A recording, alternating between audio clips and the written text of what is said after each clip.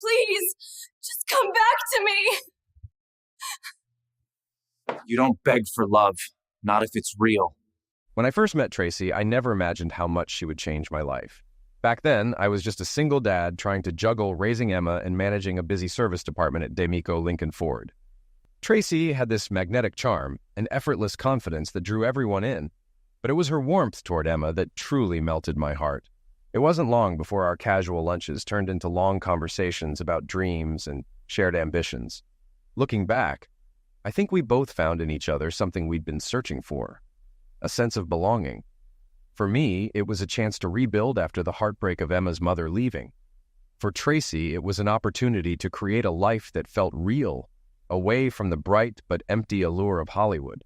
Together we built a family, blending our lives seamlessly, most of the time. Valentine's Day, Tracy said, settling into the chair opposite me. I signed us up for paradise. And I chose Hero for myself. I took a slow sip of bourbon and gave a slight nod.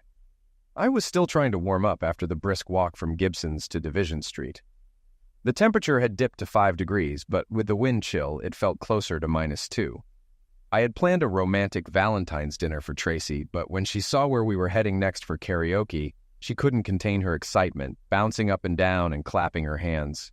Tracy loved singing in public. Chicago winters, damn, I thought to myself for what seemed like the millionth time. The Dive on Division had just opened a month ago, and karaoke was held every Thursday night. It was our first Thursday visit, though we had come by a few times since its grand opening. Division Street, in the heart of Chicago's Gold Coast, had long been a vibrant spot, home to many bars and some restaurants. Since the pandemic had subsided, however, it had truly come to life. It had become a dynamic counterpoint to the Viagra Triangle, the area of the Gold Coast where State Street, Wabash Avenue, and Rush Street meet, and iconic spots like Gibson's Steakhouse and Hugo's Frog Bar had long dominated. The Dive had gone through several changes over the years, the most recent being a short-lived Mexican restaurant. It lasted less than a year before transitioning into the Dive on Division. Our condo on North Michigan Avenue was only a block away, making Division Street, along with the Viagra Triangle, our usual go-to for drinks or dining. Most of the time, Emma, my daughter, was with us. But tonight, I had planned the perfect Valentine's dinner with Tracy and, selfishly, wanted to surprise her with karaoke. Emma was staying the night with Tracy's parents, Al and John D'Amico, who owned a condo on the building's top floor. Nick, the Dive's owner, took the microphone and announced that karaoke would start in 15 minutes. Tracy excused herself to the restroom, leaving me to pull up the lyrics to the song she'd chosen for us. I knew it by heart, but no one wanted to make a fool of themselves on stage.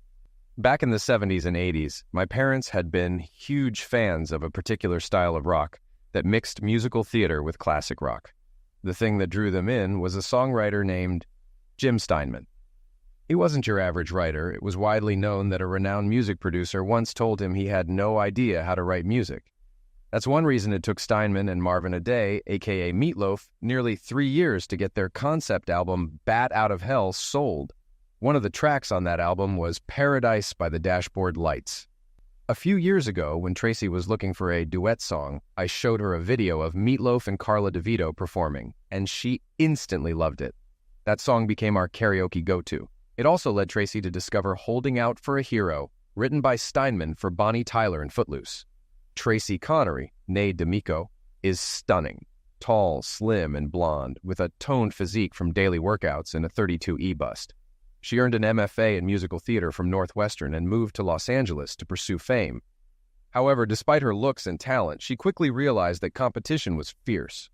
She booked a few commercials and a small role on NCIS, but after losing out on a role in Law & Order, she reconsidered her career. She had a deal with her parents to support her for 2 years, but after that, she decided to return to Chicago if things didn't work out. 2 years later, she chose to stop chasing stardom and join the family business. I'm Coy Connery, Fixed Operations Director at D'Amico Lincoln Ford, overseeing service, parts, and the body shop. I met Tracy 3 years ago through her work at D'Amico Porsche Jaguar, where she manages payroll for the family's dealerships. I was a single father to a 2-year-old when we crossed paths. My daughter Emma's mother, Caroline, and I had been high school sweethearts. She was excited about motherhood, but struggled after Emma was born. One day, I came home to find that Caroline had left, taking all her things. A heartbreaking confrontation with her mother made it clear that Caroline had chosen to walk away from both Emma and me. I filed for full custody and won. Caroline signed away her parental rights in exchange for me not seeking child support. Life was tough, but with the help of our neighbor, Mrs. Grunwald, who adored Emma, we managed. Mrs. G babysat Emma while I worked and kept our rent low in the Logan Square neighborhood. Without her, I don't know how I would have coped. At 23, I'd been a service advisor for less than a year when the service manager left abruptly. I proposed a 6-month trial for the position with no raise, agreeing to step down if I didn't meet expectations. Al D'Amico, the owner, agreed to the deal, and after proving myself, I was promoted. Al trusted me, and over time, I became the fixed operations director, growing the dealership into the largest Ford and Lincoln service center in the Midwest. Tracy had been in Hollywood when I was dealing with my family situation, but when she returned to Chicago, Emma was already 2. Thanks to my job, we had a comfortable life, with Mrs. G watching Emma during the day while I bonded with her in the evenings. Though I knew about Tracy through Al, we didn't interact much until she came back to Chicago. The first time Tracy stepped into the service department at DLF, there was an instant connection between us. I asked her out for lunch, and from that moment, we both sensed there was something special. On our third date, we passed a bar in Wrigleyville with a karaoke tonight sign. Tracy dragged me inside. She quickly signed up for a song, and I followed suit. When she was called to the stage, she performed Cher's Believe and absolutely nailed it. I already knew she could sing, but she was far more talented than I expected. Afterward, she returned to the table with a mischievous smile, leaned in to kiss me, and whispered, "Performing in front of a crowd really gets me going."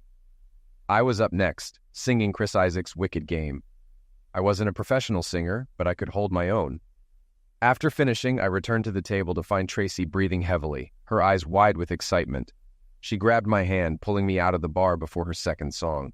Back at my place, she wasted no time, pulling me into a passionate kiss as soon as we entered. We made love urgently, but satisfyingly. It was the most intense experience of my life, and we didn't stop until well after midnight. The next morning, after a quick stop to see Emma, Tracy and I headed out. Mrs. G jokingly told me she almost called the police, but we both laughed it off. I had heard nothing the night before. 3 months into our relationship, I introduced Tracy to Emma, and they immediately clicked. Tracy loved Emma like her own daughter, and people often mistook Tracy for Emma's mom. Tracy never corrected them. When I asked Al D'Amico for permission to marry Tracy, he was overjoyed. Al had no sons, and Tracy was set to take over the family business, with me by her side. Soon after, Mrs. G suffered a stroke and passed away. Her family raised my rent, and Emma and I moved into Tracy's condo. Now, in our 3rd year of marriage, we were discussing having another child. We had decided it was time to start trying for a sibling for Emma. On Valentine's Day, we went out for our first night since making the decision. At the bar, we were called up for karaoke. Tracy, having watched Meatloaf and Carla DeVito perform enough times, knew exactly when to strike the right poses during the song. She had the crowd cheering. Later, she performed Holding Out for a Hero and had everyone on their feet again. After Tracy took a break, I went to the restroom. When I returned, a man I didn't recognize was sitting in my seat, leaning toward Tracy. Since it was a small table, I hesitated until Tracy noticed me and introduced him. "This is Rick Riker," she said. "He's in a band and just asked me to join." Rick looked like he was trying to hold on to his rock star image. He had long hair, tight jeans, leather wristbands, and a scarf draped around his neck. He looked to be in his 40s, tanned, with some gray in his blonde hair. If he was going for aging rocker, he nailed it. "Hey, Coy, great job up there," Rick said with a friendly smile. "You were amazing." I smiled back but couldn't resist asking, "Thanks, but we know who the real star is. What's this about a band?" Rick grabbed an empty chair and sat down after asking for permission. "I lead a local band, The Meltdown. We mostly play festivals, corporate gigs, and weddings, AC/DC, Guns N' Roses, that sort of thing. We haven't really taken off yet, but after hearing Tracy sing, I think I know the direction we need to go. I want to revamp the band, and Tracy could be the key." I thought about it for a moment. Chicago's summer festivals often feature live bands, selling overpriced food and drinks, and attracting crowds who don't care much for the music. The younger crowd usually shows up, but they're not the target audience for these events. Looking at Tracy, I asked, "Is this something you're considering?" She shrugged. "I love being on stage. The applause feels good, and I'm open to seeing what Rick's band is about, but that's all for now." Rick handed her a business card before excusing himself. Later, we left the bar and went home. At our condo, Tracy's scent lingered in the bedroom. I could tell it had been a great night. Tracy later found a few videos of the meltdown on YouTube. The band played at festivals, but the audience seemed to be mostly teenage boys, definitely not the target demographic. Based on the concert footage, it looked like they performed around noon, a tough time to get a good crowd. Without name recognition, the band would struggle to land bigger gigs. I wasn't entirely sold on Tracy joining Riker's band, but I understood her need for the spotlight. Like many performers, her confidence depended on validation from others, and I knew how much that mattered to her. Tracy invited Rick over to discuss his vision. He explained that he wanted to shift the band's style toward a more theatrical performance, blending Jim Steinman songs with Broadway tunes. "I watched some of the videos you showed me, and I get it now," Rick said, excited. "I never realized how powerful these songs are. I'm thinking we start with Bat Out of Hell, then do 2 out of 3 Ain't Bad, and Tracy could sing Somewhere from West Side Story. Maybe add some ABBA and Fleetwood Mac. It'll be a show the women will love, and that'll bring in the guys. They're the ones who spend the big money." Tracy seemed intrigued but cautious. "It's not the kind of music I thought I'd be performing, but some of these songs are really good. I could get behind it if it's the right fit." Rick was optimistic. "So Tracy, what do you think? You in?" Rick was disappointed when Tracy didn't immediately commit to joining his band. She told him they needed to discuss it, and she'd get back to him. After he left, Tracy seemed to have something on her mind. "I know we talked about having kids, but performing with the band is something I want to do first." I frowned. "How would that work? You'd be gone for rehearsals every week and weekends for gigs. Plus, you have responsibilities with your dad's business. Emma and I would hardly see you." Tracy gently cupped my face. "I'll always be home at night. I need you both. I couldn't be away from Emma. I love her like she's my own. I'll make time for my family." She worked out a schedule with her dad to cut back on hours at D'Amico Automotive. And though her parents weren't thrilled, they understood how much performing meant to her. Her mom, Jean, was doubtful, but her dad reluctantly agreed to the changes. I still had a bad feeling about it, especially about Rick. But Tracy stuck to her word. She kept rehearsals short, usually wrapping up by 7 p.m., and was home every night to kiss Emma goodnight. As spring approached, the band began to solidify their set and recorded some videos, which they uploaded to YouTube. They started reaching out to festival organizers in the Chicago area. It didn't take long for festivals to show interest. They weren't getting prime evening slots yet, but the new direction was paying off. By mid-June, they had regular bookings at 4 o'clock and 6 p.m., with a few performances at different festivals each weekend. It wasn't the coveted 8 p.m. time, but it was a big step up from noon. Then came the break they'd been waiting for. In late June, the organizers of Taste of Wrigleyville asked them to fill in for another band, and the meltdown rocked the stage that night. The crowd loved them, and the buzz began. 2 organizers from Milwaukee's Summerfest saw the show and offered them slots at the festival in early July. Tracy was finally getting the attention she'd dreamed of. But at what cost?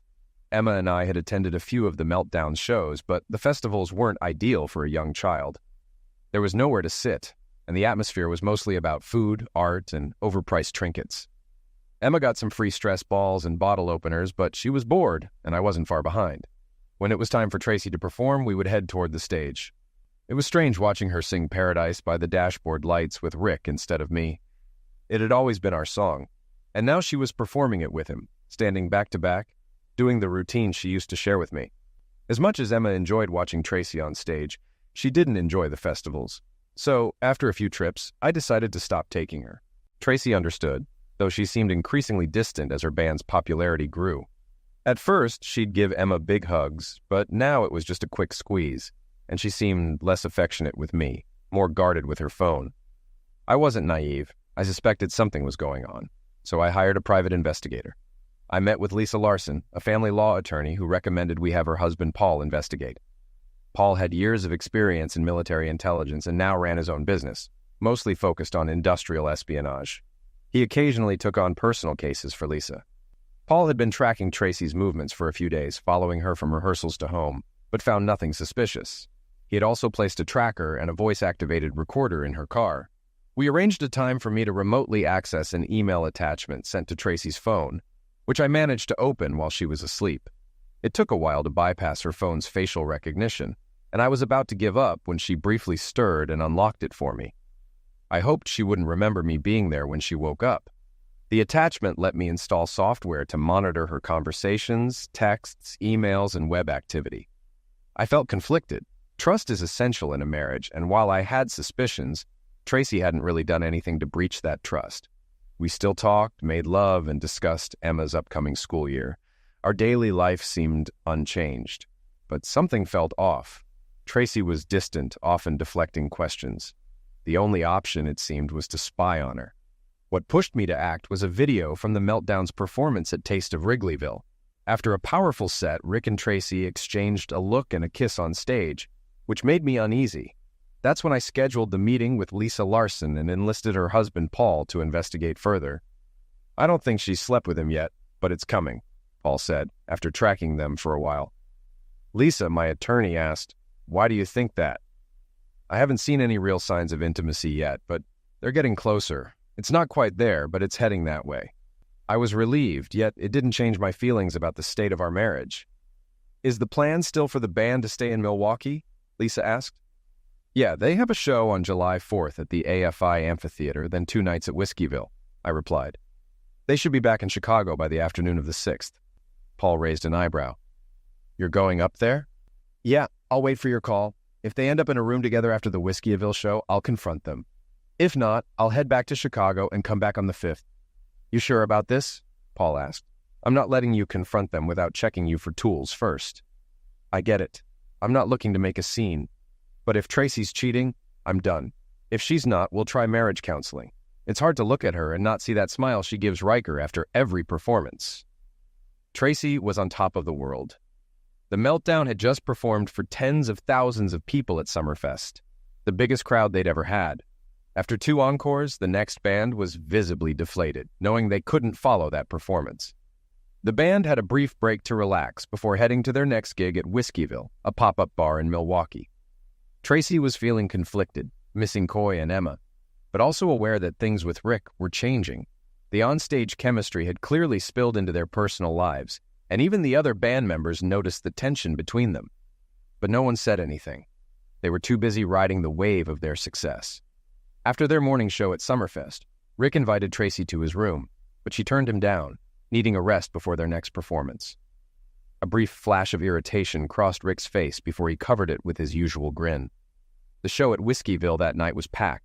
The crowd was energized as the band played their set, starting with Paradise by the Dashboard Lights, followed by Bat Out of Hell and Go Your Own Way by Fleetwood Mac. After the show, Rick and Tracy headed back to their hotel. "That was almost as good as Zach's," Rick laughed, as their hotel door closed behind them. "I don't think anything will top that, but the crowd's reaction was pretty close," Tracy replied. Rick pulled her into an embrace, kissing her passionately. They kissed deeply, and soon their clothes were discarded as they fell into bed, the chemistry they'd shared on stage now evident in their private moments. Tracy lay back, smiling at Rick, her earlier nerves replaced by the excitement of a successful performance. Rick removed his boots and t-shirt, then leaned in to kiss her. As the moment unfolded, Tracy suddenly felt a wave of doubt. "What am I doing?" she thought. "I shouldn't be here." The knock at the door interrupted their moment, but Rick ignored it, hoping it would go away. When it persisted, Tracy urged him to answer. Reluctantly, he stood up, his frustration evident, but he didn't care about his arousal. Through the peephole, Rick saw a middle-aged man, and before he could speak, Coy shoved past him into the room. Coy's eyes locked on Tracy, who was half unclothed on the bed. Shock and guilt flashed across her face. "No, Coy, this isn't what it looks like," Tracy pleaded, her voice trembling. Coy wasn't having it. "Really? Because it looks like you were about to sleep with him." Tracy broke down, gasping for air. "Let me explain. I wasn't going to... Please, forgive me." Coy turned away, visibly disgusted. "She's yours now. I want nothing to do with her. Good luck, rock star," he said, the last words stinging Rick deeply. For years, Rick had struggled to make a name for himself in music, and Coy's jab cut through him. Paul nodded at Coy as he left the room. "You good?" he asked Rick. "No, but I will be," Rick muttered, a plan already in motion. I picked Emma up from the neighbors and started packing. Thankfully, Al and Jean were in Milwaukee, so I didn't have to face them. I knew Tracy and the band were at Whiskeyville, but I stayed away, not wanting to interrupt what was happening. If Tracy ended up in Rick's room, there was nothing I could do. I packed everything Emma and I owned, planning to stay in a hotel and then meet with Lisa Larson in the morning to begin the divorce process. My last stop was the hardest, meeting my father-in-law. I had an American Express card in my name only, so Tracy couldn't track me that way. As for our joint account, I'd take my half, and I'd leave the house to Tracy. It was a gift from her parents anyway. I emailed Emma's school, explaining I needed to take her out of town due to an emergency. Tracy was listed as an authorized contact, but Emma wasn't formally adopted, something we had planned to do once we had a child together. Thank God we hadn't finalized it yet, I thought. One less complication. That night, I tried to explain things to Emma. She cried, asking me to apologize to Tracy. Trying to explain infidelity to a child was impossible. It tore me apart to hear her cry for the mother she knew. The next morning, after a sleepless night, I met Lisa Larson and gave her the green light to file for divorce. She already knew about Tracy and Rick, and after some paperwork, I left her office and headed to D'Amico Automotive. Al greeted me with anger and worry. "Where have you been? Tracy's in hysterics. What the hell's going on?" "Talk to her about that," I said flatly, laying an envelope on his desk. Al eyed it cautiously, a nervous energy taking over. "What's this?" he asked. "Just read it, Al," I replied. He opened it and read the short letter. Effective immediately, I resign my position as Director of Fixed Operations for D'Amico Lincoln Ford. Al was stunned. His eyes welled up. "No, this isn't happening. You're my best employee. My son-in-law. We can fix this. We can get through it." I shook my head. "Not anymore. I'm leaving Chicago with Emma. We'll figure out where we're going, but we're done here." I turned to go, glancing back. "I'll miss your family, Al," I said quietly, as I left the office for the last time. Al D'Amico stormed into the condo, his anger unmistakable as he saw Tracy's car parked outside. He knew she was there. His voice echoed through the house, demanding to know where she was. Jean, startled by his intensity, rushed in asking what was going on. Al snapped, demanding to know where his daughter was. Tracy, appearing weak and devastated, slowly emerged, her face swollen from hours of crying. It was immediately obvious how much she was hurting. Al's anger turned to interrogation. He wanted to know what had happened between her and Coy. Tracy broke down, admitting that Coy had seen something that upset him, leading him to threaten a divorce. She insisted that Coy had misunderstood, but Al was relentless, pressing for the details. When Al asked where this had taken place, Tracy barely whispered that it had been at the Marriott in Milwaukee. He asked if it had been in her room, but she quickly shook her head. When he pressed further, she hesitated before revealing it had been Rick's room. Al demanded to know if she had slept with Rick. Tracy swore that she hadn't, but the damage was already done. Al asked about what she had been wearing when Coy found her, and Tracy, now crying harder, reluctantly answered that she had only been in underwear. Al struggled to understand how her husband had found her in another man's hotel room, dressed only in underwear. Tracy's tears streamed down her face as she nodded, confirming what Al already feared. Jean, horrified, couldn't hold back her disappointment, questioning how Tracy could have done such a thing to Coy. She turned to Al, desperate to know what could be done to fix this. But Al's response was blunt and final. It couldn't be fixed. He handed Jean a resignation letter from Coy, revealing that he had quit his position that morning. Jean's face went pale as she read the letter, her heart breaking for Coy, who she had come to love as a son. She had always adored Emma, and the thought of losing both of them was too much to bear. Al then revealed the full extent of the fallout. He explained that 6 out of the 8 DAG dealerships were barely breaking even, and one was losing money each month.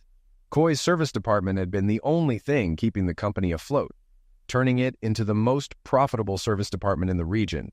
Al had even planned to promote him to vice president, but now, with everything unraveling, Al wasn't sure if they could survive. The weight of the situation was clear, and the despair was written all over Al's face. 27 months later. "Are you and Emma spending Thanksgiving with your parents?" Ken Saunders asked as I finished up work the day before the holiday. It had been over 2 years since Emma and I left Chicago. We had settled in Texas with my parents, who had moved to Franklin Farms, a retirement community near Dallas. The pandemic had changed everything, but Dad adapted quickly, working remotely and embracing the flexibility. He and Mom were enjoying their new life, Dad with his golf and Mom staying busy with activities and volunteering.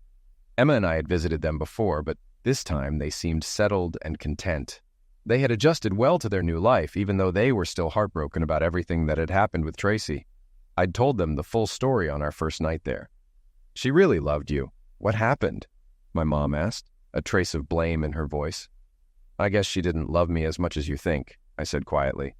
I would never cheat on her, but she didn't feel the same. Did it start when she joined that band?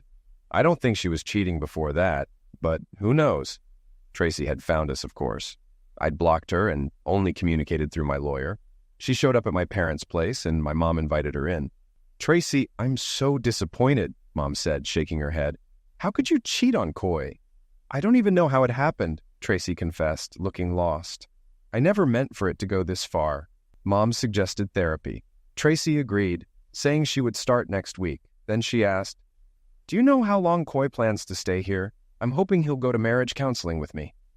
Mom looked at her sadly. He's not coming back. He's found a new job and signed a lease for an apartment. You need to start planning for your life without him.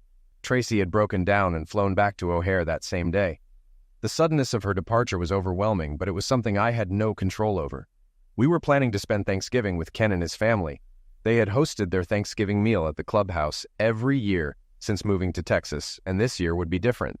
It would be Mom's first attempt at preparing a Southern-style Thanksgiving dinner, complete with cornbread for the stuffing, or dressing, as they called it down here. Ken and I had been fortunate to find each other. Bullard Motors, located in Bullard, Texas, just outside Tyler, had been growing along with the surrounding area. Tyler had expanded significantly over the years, with its population increasing from 75,000 in 1990 to 110,000 today. The surrounding communities, including Bullard, had been growing even faster. Ken had owned the dealership for over 30 years, but it was clear he hadn't kept up with the rapid growth around him.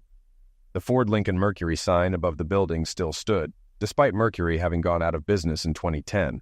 I had found a job listing for a service manager position on Indeed.com and, rather than applying online, decided to visit Bullard in person to get a feel for the dealership. The dealership was clean, the service department seemed well kept, but nothing about the place really stood out, except for the fact that the wait for an oil change was 2 days.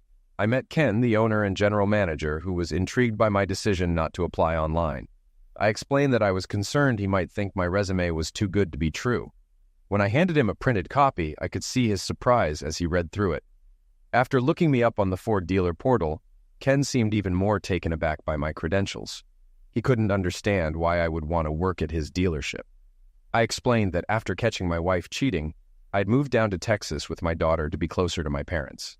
It wasn't a glamorous reason for relocating, but it was the truth. Ken asked about the situation with my daughter, and I clarified that my ex-wife wasn't Emma's biological mother, so she had no legal say in custody. We shared stories about dealing with infidelity. Ken himself had been through a similar experience with his first wife. He was in a good place now, but it had been a long and tough road to get there. During the tour of the service department, I was asked what I would change. My answer was simple: just about everything. I knew I could turn the operations around and turn the department into a profit center. But I was honest about the challenges ahead. It wouldn't be cheap, and I would need a contract with clear benchmarks. I also made it clear that the pay would come when I hit those targets, substantially more than the offer on the table. The following week, I started my new role as the service manager at Bullard Motors, which would soon be rebranded as Bullard Ford Lincoln once the new sign arrived. That was over 2 years ago. As Thanksgiving approached, I asked Ken if his family would be gathering at his house. He shared that his children and grandchildren were coming in for the holiday. Ken had managed to expand his home with the success of the dealership, allowing him to accommodate the entire family for the first time in years.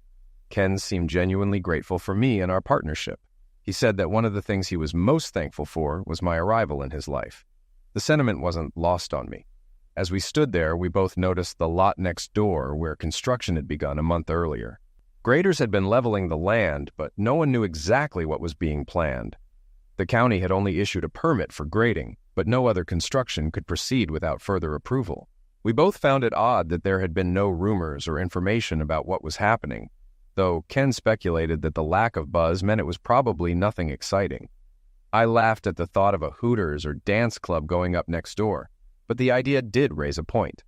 Such a place could actually be a selling point for recruiting auto technicians, given the lack of such businesses in the area. Thanksgiving at the Connerys had gone well.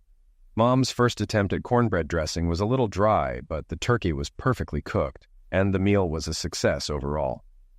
As we settled in for a quiet evening, the doorbell rang unexpectedly. My father answered the door and returned with a surprise: Al and Jean D'Amico, my ex-in-laws. It had been over a year and a half since my divorce from Tracy, and seeing them again caught me off guard. Tracy had signed everything without contesting anything. The divorce had been straightforward. No alimony, no spousal support, and I had signed over the condo to Tracy, as it had originally been a gift from her parents. Their visit was unexpected, and I had no idea what they wanted after all this time. I didn't need to attend the divorce hearing in person, and I chose not to. Lisa Larson told me Tracy and her parents were there, and that Tracy had cried throughout the proceedings. Her father had to help her out after it was over. I hadn't heard from anyone in the D'Amico family in almost 2 years. For all I knew, Tracy was now married to Rick Riker and had a family of her own. Al showed up unexpectedly at my father's house. I greeted him, and we headed to my father's den for a drink. After a few awkward moments, Al told me they were in Texas on business, and that he had hoped Emma and I would be at my parents' house for Thanksgiving. He looked away for a moment, clearly emotional, and said he and Jean missed us. I could see how much they had cared, and I couldn't help but feel the same. Al mentioned that while he knew I couldn't go back to Chicago or take my old job, he had sold all the dealerships. The ones that weren't losing money were breaking even, and the only reason he had kept them was for market share. But after I left, D'Amico Automotive's future became uncertain, and the company was sold off. The last one to go was DLF. I felt guilty, thinking I had been responsible for the decline, but Al reassured me that it wasn't my fault. I had done what I needed to do for Emma and me, and no one blamed me for that, not even Tracy. When I asked about Tracy, Al laughed and said she hadn't married Rick, or anyone else for that matter. She hadn't even dated. She had sold the condo, took half the proceeds, and put the other half into a college savings plan for Emma. Al added that Emma would be the first to benefit, with college just a decade away. We all went outside where Al and Jean were leaving. Jean made a joke about the Texas weather, and I was still trying to process everything when Al dropped a bombshell. He was in Texas to start a new business, and they were looking for houses. I was shocked. "And Tracy?" I asked. Jean grinned. "Do you want me to tell him, or should I let Al do it?" Al asked her to tell me, and Jean said it with a slight chuckle. Tracy had become the new drama teacher at Tyler High School. The rest of the Thanksgiving weekend passed in a blur, and by Monday I was still reeling from the news. That morning I felt a sense of dread, not knowing that my day was about to get worse.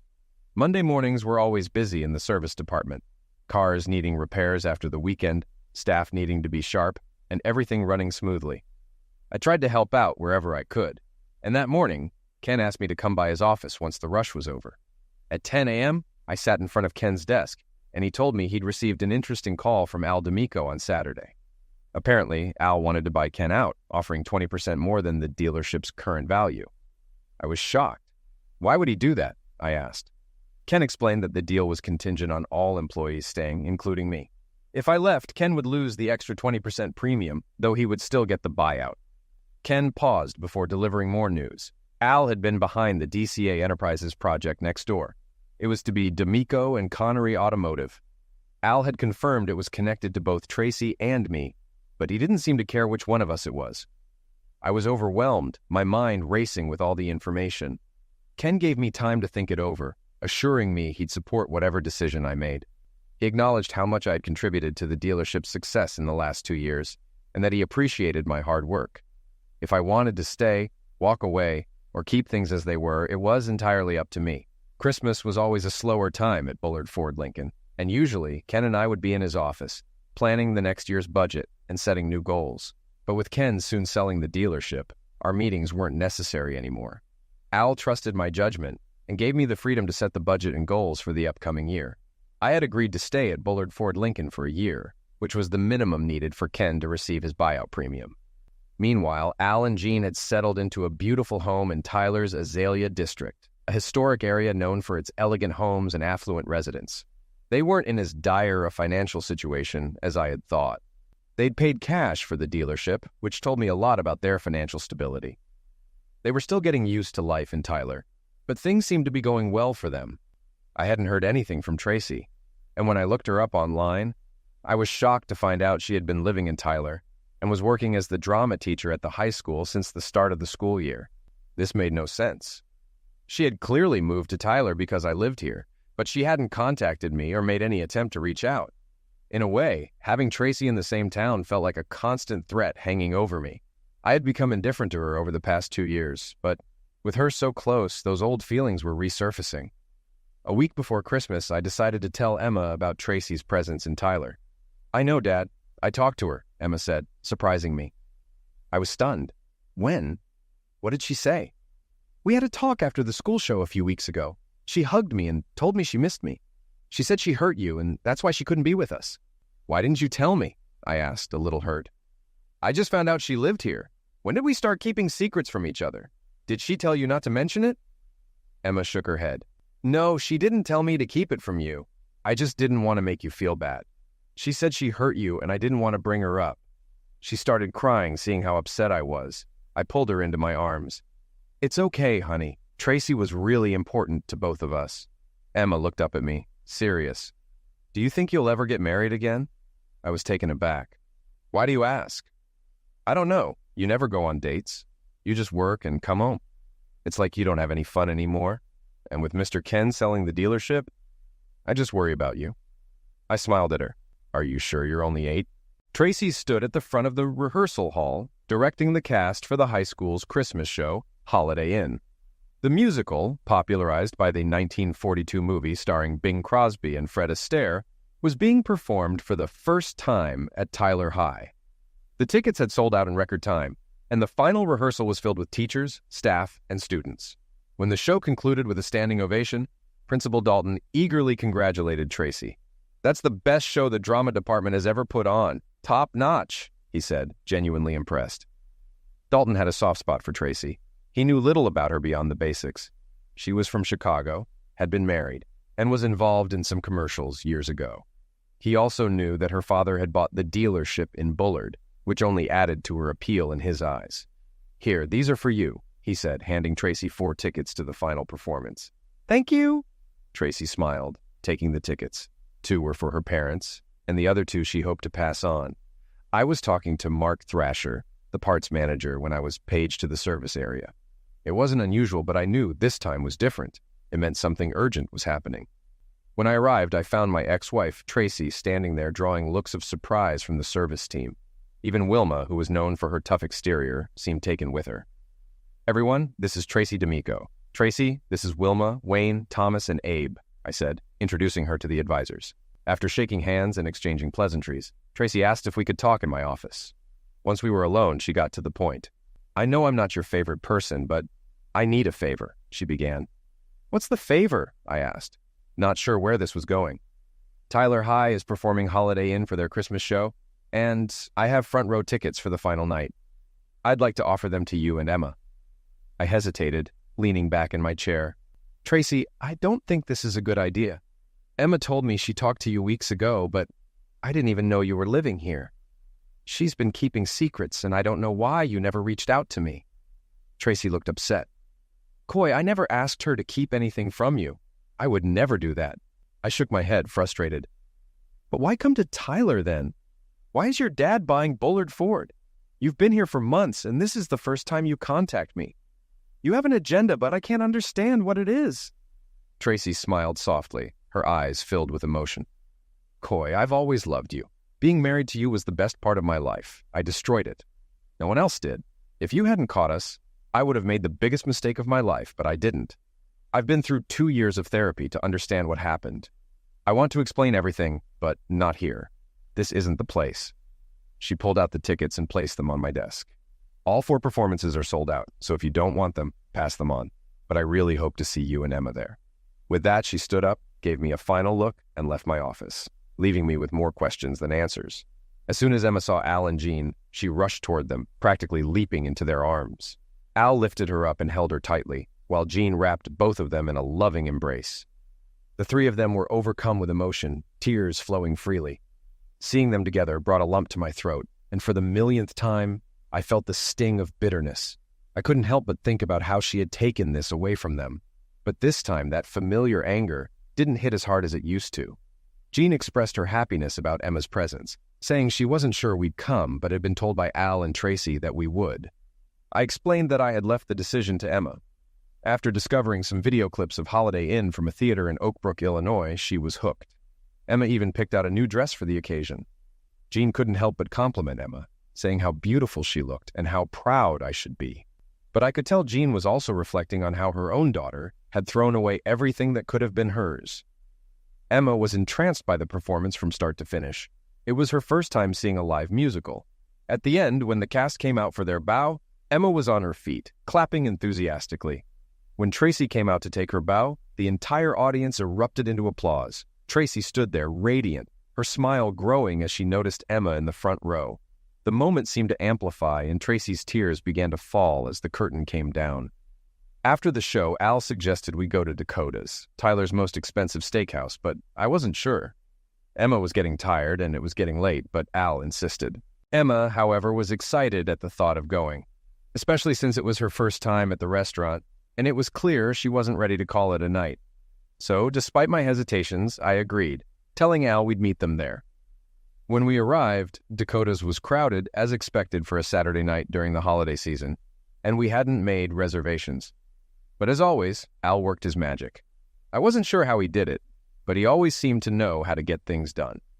Within minutes, we were seated, and I was starting to relax. The meal was excellent, and I couldn't help but praise Tracy for the performance. It was just as good as anything we had seen in Chicago. Emma was equally impressed, though she almost called Tracy Mom in her excitement, catching herself just in time. Tracy stood up suddenly, excusing herself and heading toward the restroom, looking as if she were on the verge of tears. Back when Tracy and I were married, Emma had always called her Mom, since Tracy had been the only mother figure Emma had known. Her birth mother had abandoned her when she was a baby and had never come back. Tracy had married me when Emma was only 3, so, for all intents and purposes, Tracy was her mom. But after moving to Tyler, we had agreed that Emma would call Tracy by her first name, not Mom. Jean, noticing the change in atmosphere, decided to check on Tracy and took Emma with her. As I sat there, I began to question whether this whole thing was a good idea after all. Al, sensing my unease, explained that Tracy still saw herself as Emma's mother, and that being kept out of Emma's life was incredibly painful for her. He shared a memory of a time when they were driving to Springfield, listening to the radio when a song Tracy and I had once loved came on. The song triggered a meltdown in Tracy, who had been unable to cope with the emotions it stirred up. Al recalled how she had reacted, trying to block out the sound, and how he had turned the car around to get her back home safely. This was the kind of pain Tracy had been dealing with, and Al was hoping that, despite everything, we could at least maintain a friendship. He understood if that wasn't possible, but he wanted to make sure I knew that Tracy's move to Tyler wasn't just about trying to get back with me. It was about healing and finding peace in being near us, even if she couldn't be fully part of our lives. When Jean and Emma returned, they both seemed a little lighter, smiling as they came back to the table. Tracy had picked Emma up and was holding her, and Emma looked at Tracy with a mix of affection and admiration. I realized in that moment that the situation wasn't as simple as I had thought. Later, when I spoke to my mother, I was taken aback by her announcement that she and my father would be spending Christmas with Al and Jean. I had to ask for confirmation, not believing what I had heard. My mother, amused by my reaction, insisted that she wasn't old and that I had plenty of time to come up with a witty comment. She then asked when I would be joining them at Al and Jean's. I told her that we hadn't been invited, but she didn't seem to mind. She simply wished us well and left me to figure it out. 2 days before Christmas, Emma and I were curled up on the couch, watching a Christmas movie on Netflix, when the doorbell rang. I opened it to find Tracy standing on the doorstep. I stepped aside to let her in, and she quickly surveyed the room. The house had an open concept, with the living room and kitchen flowing into each other. For a moment, I thought she might be looking for traces of our past life together, but I had left all those memories behind in Chicago. There was a brief flash of sadness in her eyes, but she quickly masked it with a smile. Tracy declined my offer of a drink and explained that she didn't have time to stay. Instead, she came to invite us to Christmas dinner. I was caught off guard. My plan for the holiday had been to spend it quietly with Emma at home, making cinnamon rolls and opening presents. Tracy looked disappointed by my response, and I could tell she hadn't expected me to turn down the invitation, especially with my parents already planning to spend Christmas with her family. Emma, sensing the tension, spoke up. She really wanted to go to Tracy's. In a hopeful tone, she said that if I didn't want to go, she could go by herself. After a moment of hesitation, I gave in. I smiled at Emma, telling her we would go after all. Tracy, visibly relieved, made arrangements for us to come over around 5 p.m. on Christmas Eve. The plan was for dinner, followed by cocktails and a walk to the church for the Christmas service. On Christmas Day, we would have a quiet morning, making cinnamon rolls and opening presents. Tracy's enthusiasm was contagious, and she was convinced it would be a wonderful holiday.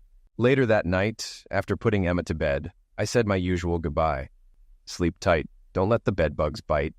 Emma rolled her eyes in mock exasperation and reminded me that she was no longer a little kid. I smiled and closed the door behind me. It had been a pleasant Christmas Eve. Jean and my mother had cooked a traditional Texas Christmas Eve meal with tamales, frijoles, and rice. My mother had learned to make authentic Mexican food from a class at Franklin Farms, and the tamales were made from scratch. They were delicious. After dinner, we had a couple of drinks from Al's collection of single malt scotch, then made our way to First Presbyterian Church for the 7:30 service.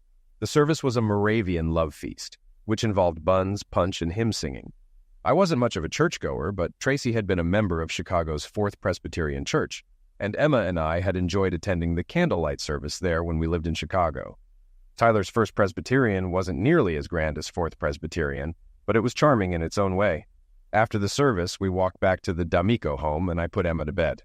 It was a peaceful evening, but I knew a conversation with Tracy was inevitable. She had asked if we could talk, and I had already anticipated what was coming. I agreed, and we headed out for a walk through the neighborhood, taking in the Christmas lights on the historic homes.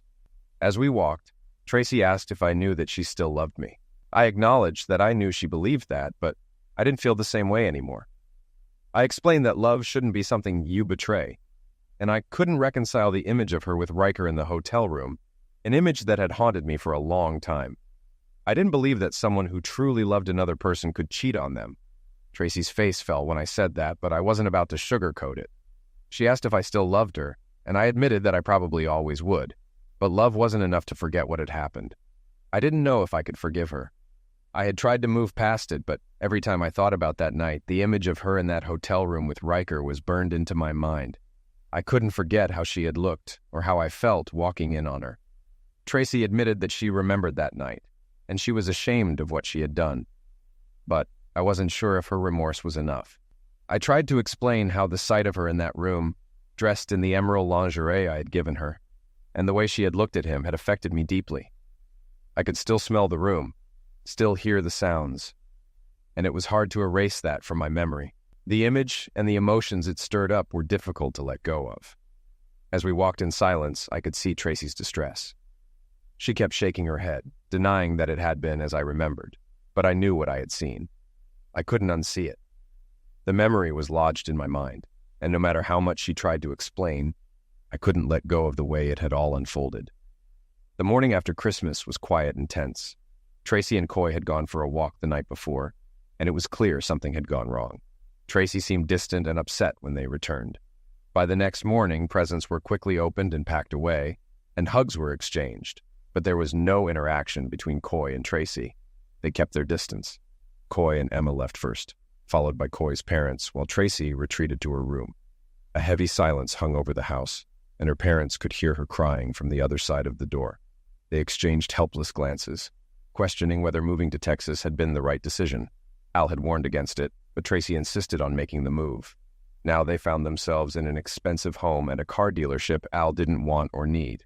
It felt like a mess. The day after Christmas, Tracy sat down with her parents. She thanked them for their support, but expressed that she felt like a burden. She was considering leaving, maybe even going to Europe to escape the wreckage of her life. Jean was shocked, but Al, ever the realist, rolled his eyes and called it the dumbest idea he'd heard. He pointed out that after 2 years of struggling, she wasn't ready to give up on her marriage just because things didn't go perfectly in one conversation. Al joked about Tracy's choice of father, causing Jean to laugh and joke back, though Tracy wasn't in the mood for humor. As the conversation continued, Tracy looked at her parents with a new, slightly mischievous smile and hinted that she might have a new plan. On New Year's Eve, Shooters, a popular golf-themed sports bar, was packed. It had a lively atmosphere, with autographed posters of PGA legend Shooter McGavin hanging all around. Our group was lucky to have a reserved table, as every bar and restaurant in town was full. Al and Jean, along with Coy, opted for Shooters over attending any New Year's Eve parties. Emma, on the other hand, was staying with a friend for the night. Coy, though not thrilled about it, reluctantly agreed to go. He wasn't a fan of karaoke, but given the circumstances, it was the best option.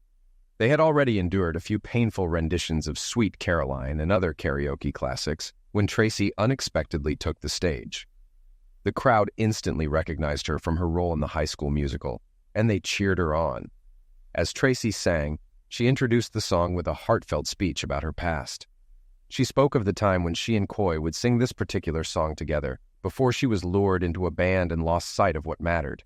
Tracy shared how she almost made a huge mistake in her marriage, and though Coy had stopped her, he couldn't forgive her, and they ended up divorced. The crowd fell silent, captivated by Tracy's honesty. She explained how this was her first time performing in front of an audience since that night, and how the song they used to sing together terrified her now. The memory of it brought her to a breaking point once, while in a car with her father, leading to a meltdown that caused them to turn around and drive back to Chicago. Tracy's raw confession hung in the air, and the atmosphere shifted. What had started as a fun night of karaoke had turned into something far more vulnerable and emotional. Tracy took a deep breath and glanced at me. "Coy, I know I shouldn't ask, but would you sing this with me? If nothing else, I just want to get through the song without losing my mind." The announcer handed me a mic, and the crowd started cheering. I had two options, one that would make me look like a jerk. So I stood and walked toward the stage, the intro starting. It had been years since I'd heard the song, but I still managed to jump in on the first line of Paradise. That night at Shooters, Tracy and I poured more emotion into that song than ever before. Maybe it was years of buildup or something else, but by the time we got to the baseball broadcast, where I had to do the famous Phil Rizzuto voice, Tracy was breathing hard. I could feel the tension between us. There was something in the air at Shooters, a heat that hadn't been there in Riker's hotel room, despite what my mind was trying to tell me. When "Stop Right There" kicked in, Tracy's eyes had this wild look I'd never seen before. She belted her part with fierce energy, pausing dramatically before diving back into the next line. I'd seen Meatloaf perform this song with Carla DeVito and Ellen Foley, but Tracy sang it with an intensity I hadn't expected. By the end of Praying for the End of Time, I wrapped up the song. Afterward, I tossed the mic aside and grabbed Tracy's hand. We rushed through the bar, leaving our parents in stunned silence. "Where are we going?" she asked, jumping into my truck. "My place," I said, starting the engine. Here's a revised version of the text, making it more appropriate. Tracy nodded and, without saying a word, adjusted her clothing, handing me something with a quiet gesture. I glanced at it, sensing the intensity of the moment, but I kept my focus on the road ahead. "Can this truck go any faster?" she asked eagerly. When Emma came home from her overnight, she found Tracy eating breakfast in one of my t-shirts. Emma wasn't surprised, though I asked her if she knew I was being set up. She hadn't been told anything but had guessed, knowing Tracy wouldn't give up easily. It was hard to believe Emma was only 8 with the way she saw through everything. Later, after a quiet moment with Tracy, I reminded her we were taking things slow. We both agreed, though she seemed eager to move in right away, already making plans. I wasn't sure I could trust her just yet, but she promised we'd work through it, even suggesting counseling. She explained that her desire to be on stage had faded, replaced by the satisfaction of directing, something she found more fulfilling. A year later, at Christmas, things were much different. Coy's parents were visiting, and Emma was thrilled to meet her new sister Bonnie, who was 3 months old. After a passionate New Year's Eve that led to an unexpected pregnancy, Tracy and I decided to embrace the unexpected. Bonnie, named after Bonnie Tyler, was a calm, happy baby, and Emma adored her. Tracy and I still had promises to keep, like getting married before adopting Emma, but the tension of the past year had faded. As we sat down to dinner with our families, Tracy looked around at the people she loved and felt a happiness she never thought possible. She knew she didn't deserve it, but she was grateful, determined to hold on to this joy for as long as she could.